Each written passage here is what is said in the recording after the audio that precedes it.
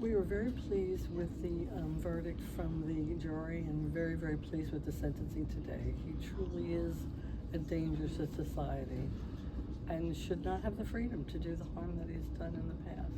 However, it's interesting, through this whole process, we have learned there are some kinks and some flaws in the judicial system.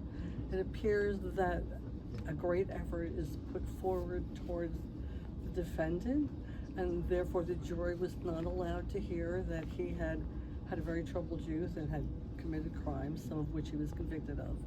They weren't allowed to hear or see his postings where he and his friends were flashing guns, flashing wads of cash, holding up gang signs. They weren't allowed to hear that he had been incarcerated in New Hampshire 9 months after he was released from here. And that shows his character, and so I think that's a flaw. The jury should understand the character of the individual that's being tried for a crime.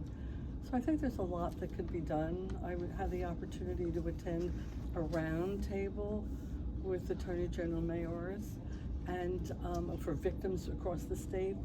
And the primary emphasis from all those in attendance was the lack of, it seems, fairness in the judicial system to the victims. Every single one of them had some kind of complaint for the process, and it seems like the defendant is the one who always had the better end of the deal. So maybe someday we could work towards that. Very grateful, and the community can breathe. At least he can't harm to anyone here.